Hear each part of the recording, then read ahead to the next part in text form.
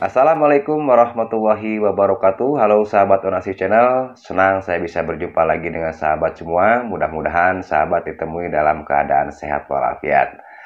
Di pertemuan video kali ini kita akan membahas masalah emas muda dan emas tua. Jadi ada yang bertanya, untungan mana sih kita membeli emas tuakah atau emas mudakah? Oke, jadi akan kita bahas masalah emas tua dan emas muda. Kalau kita hitung, sebetulnya kalau untuk simpanan, untuk menyimpan ya, untuk kita investasi, sebetulnya pilihlah emas tua. Tapi kalau tujuan sahabat itu untuk mempercantik diri atau untuk mempercantik penampilan, pilihlah emas yang muda. Karena emas muda itu lebih kuat ketimbang dari emas tua.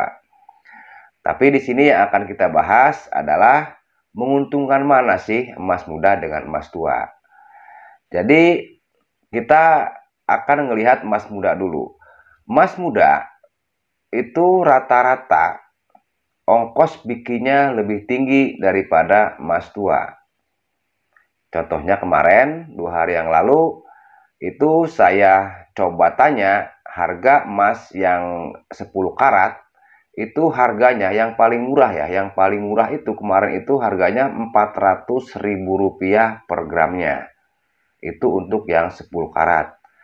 Nah, sementara untuk harga dasarnya waktu 2 hari yang lalu itu, untuk yang 10 karat itu harganya Rp350.000, nggak sampai Rp349.000 sebetulnya. Itu harga dasarnya. Berarti selisih dari harga dasar berarti kan 50.000. Nah, berarti kan ongkos bikin dari emas yang 10 karat 2 hari yang lalu itu adalah Rp50.000. Sementara untuk emas yang 24 karat itu kemarin itu harganya Rp860.000 per gram. Sementara untuk harga dasarnya yaitu Rp840.000. Jadi ongkos bikinnya emas yang 24 karat hanya Rp20.000 per gramnya. Nah, otomatis ketika kita akan menjual tetap menguntungkan yang emas tua, karena dari sini aja, dari ongkos bikinnya aja udah jelas selisihnya 30.000 kan, 30.000. Karena gini, waktu kita akan menjual kembali emas perhiasan kita, ongkos bikin itu tidak terhitung. Udah jelas emas muda yang 50.000 per gram itu yang 50.000 tidak terhitung. Dan emas yang 24 karat pun yang 20.000 itu tidak terhitung. Dan emas muda pun kalau kita simpan dan kita pakai, hitunglah selama 3 tahun lah, itu akan terpotong dengan susut atau berubahnya warna. Karena udah barang pasti emas muda itu akan berubah warna. Nah, dari perubahan warna ini pun nanti akan terpotong. Makanya kenapa emas muda kalau kita jual kembali itu rata-rata potongannya itu 10% dari harga belinya. Berbeda dengan emas tua. Emas tua itu paling murah dihargai atau dipotong dengan harga 5%, potongannya 5%, itu udah paling tinggi kalau emas tua. Itu yang saya alami selama ini. Jadi jelas bagi Anda yang menanyakan emas mana sih yang lebih menguntungkan, emas muda ataukah emas tua. Yang jelas dari pengalaman saya pribadi itu yang lebih menguntungkan adalah emas tua untuk kita berinvestasi. Kalau kita memilih emas muda untuk berinvestasi, itu tidak akan kita mendapatkan keuntungan walaupun dalam jangka waktu 5 tahun. Begitu. Karena faktor pertama, emas yang muda, gramanya banyak, uangnya sedikit. Kalau 24 karat, kalau investasi kan dia harus nilainya kan lebih tinggi gitu ya. Jadi barang sedikit cuman nilainya lebih tinggi. Tapi emas yang tuh emas 24 karat itu nilai uangnya itu lebih tinggi dan potongannya pun lebih sedikit ketimbang emas yang muda. Jadi buat sahabat yang ingin berinvestasi, ingin menabung di perhiasan, belilah emas tua. Pokoknya minimal yang 23 karat. Baru sahabat bisa merasakan keuntungan dari investasi emas kita. Nah, ini pengalaman yang sudah saya alami selama ini, karena dulu pun saya pernah membeli emas perhiasan yang 22 karat. Sama nih, waktunya tidak terpaut jauh dengan emas yang 24 karat waktu itu belinya, tapi waktu dijual ternyata lebih merosot yang 22 karat. Karena apa? Potongannya lebih tinggi, ditambah lagi waktu kita menjual, waktu kita membeli dari awal dulu itu memang harganya lebih mahal ketimbang emas yang 24 karat. Nah, jadi begitu sahabat. Kalau memang sahabat pengen berinvestasi di emas perhiasan, pilihlah emas perhiasan yang minimal 23 karat. Dan ada lagi yang bertanya, katanya beli emas perhiasan itu membuang-buang uang, walaupun kita membeli emas yang 24 karat. Katanya lebih menguntungkan emas batangan. Nah, saya mau bertanya, apakah Anda pernah mengalaminya? Jadi kita kalau mau bicara harus kita alami dulu. Sebetulnya emas perhiasan dengan emas batangan itu sebetulnya menguntungkan mana sih? Kalau kita mau jujur. Nah, karena saya udah mengalaminya sendiri, sebetulnya walaupun emas batangan itu katanya kalau nilai jualnya itu udah pasti, harga sekian-sekian udah pasti. Tapi kalau kita hitung-hitung, tetap masih menangan emas perhiasan. Kenapa? Demikian, emas batangan itu ada pajaknya. Bagi Anda yang mempunyai NPWP, ya, itu dipotongnya 0,45%. Yang tidak punya NPWP itu harganya 0,9%. Itu pajaknya. Waktu beli kita dipotong, waktu jual pun kita dipotong sekian. Jadi yang ada di situs-situs itu seperti yang harganya kemarin itu kan 525 ya, 252 yang setengah gram itu ya. Itu kalau kita tambah pajak, itu bukan 252 lagi. Kalau contohnya yang nggak ada NPWP aja itu otomatis berarti 527.000 per gramnya. Itu baru yang kecil, belum yang gede lagi. Kalau yang gede lagi udah banyak lagi pajaknya. Nanti sahabat bisa ngitung sendiri lah.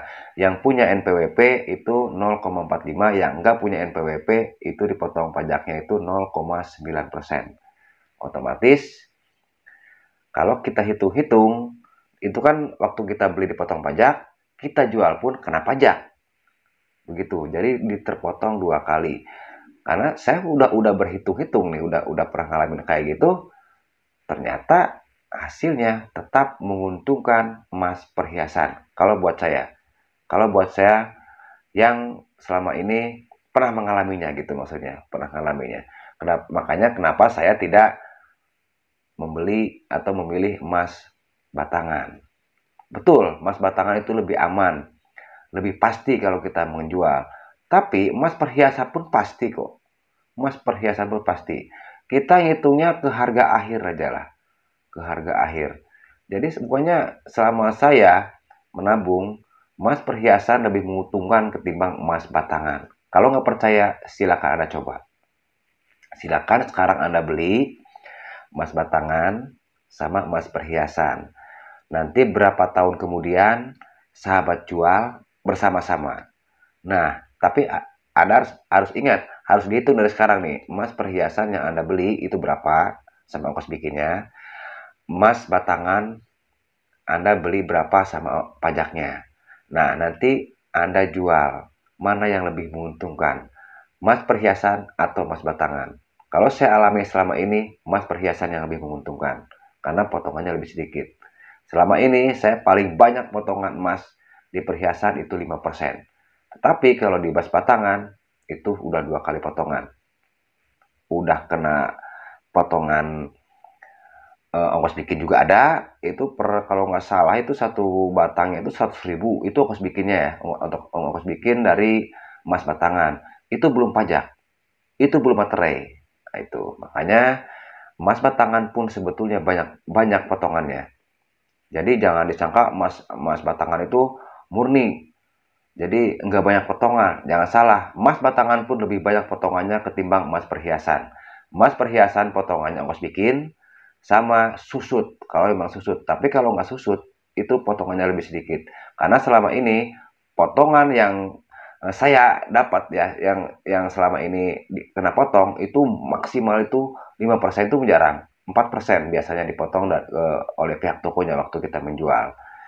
Oke, demikian mudah-mudahan sahabat yang baru mau eh, berinvestasi atau menabung di emas ini, ya kalau nggak percaya silahkan dicoba lah, nggak apa-apa. Cuman saya sarankan belilah emas yang tua, minimal yang 23 karat.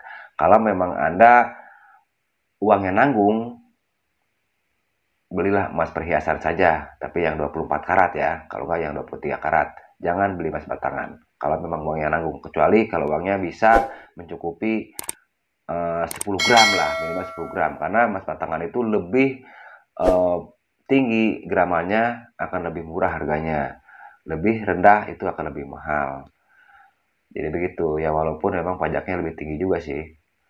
Nah, cuman ya nanti kita untuk pertemuan video selanjutnya kita akan berhitung lah, kalau kalau sahabat tidak percaya berapa potongan dari penjualan emas batangan yang sebenarnya.